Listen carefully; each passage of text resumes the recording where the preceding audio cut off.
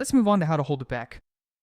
The first thing I would recommend is to let your relaxed hand hang over your forearm like this, completely relaxing your hand and fingers, and pay attention to the natural position your fingers take when they're relaxed. Each finger will be bent at each joint by a small number of degrees. We absolutely do not clench our hand into a fist like this, and we also don't spread our fingers out like a fan. Next, we'll take our thumb and place the pick on it, like this, so that the pick covers the phalanx roughly at the pad of the thumb. Don't place the pick on the tip of your finger, and don't put it right here directly under the joint either. We place it here so that later we can easily change the angle of the pick and have some degree of control. Let's go back to this angle, and I highly recommend you do the following. Angle the tip of the pick slightly upward in relation to your thumb, so they're kind of pointing in the same direction. That way, when you bring your hand to the strings, the pick will be aimed a bit toward the neck pickup. Next, what do? We use our index finger to hold the pick.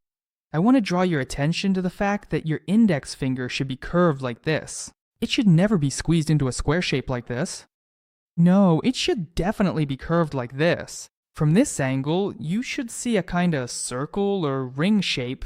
I'll add a clip from another angle and show you again how to position your fingers together. Our goal is to make the tips of the index finger and thumb cross each other roughly in the middle, and all that's left to do is to place the pick between these fingers. As you can see, everything bends perfectly. Also, I want to point out that your thumb should have two outer angles, one at the base of the thumb and one at the second phalanx. Next, what else do we need to do? We still have 3 fingers left.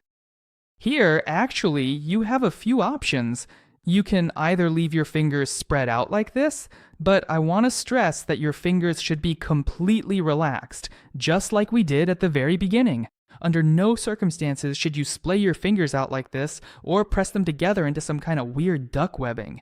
Hold your hand exactly like this. Like this. There you go. Just like that. This is a relaxed hand. Definitely not this, and not this either. This is really important and one of the most common mistakes.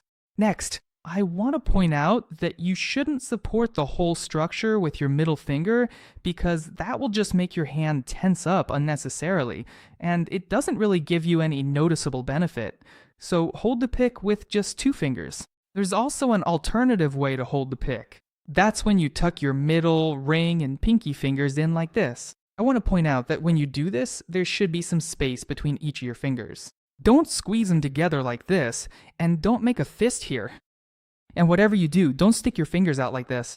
So if you bend your fingers, it should look like this. This is often convenient if you have something like a Stratocaster volume knob here, which you might accidentally hit with your pinky while playing and turn the volume down, so this grip is handy. But overall, specifically for playing riffs, I would highly recommend using this hand position because here you can use your right hand pinky to mute all the strings and free up your left hand to move it from one part of the neck to another.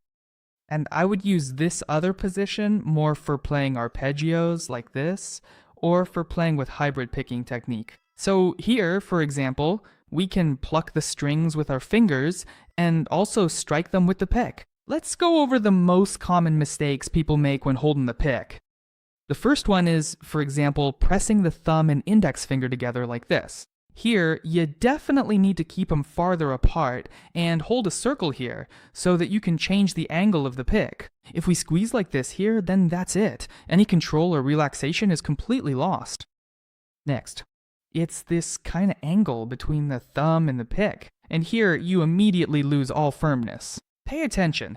If your pick is wobbling, you might be making this mistake. And another common mistake is having your fingers too straightened out like this, which also creates tension in this area. The index finger straightens out like this, and you end up with almost the same square shape I mentioned earlier.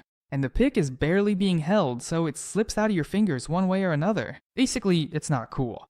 Let me remind you once again that the correct way to hold the pick looks like this. And once again, from this angle.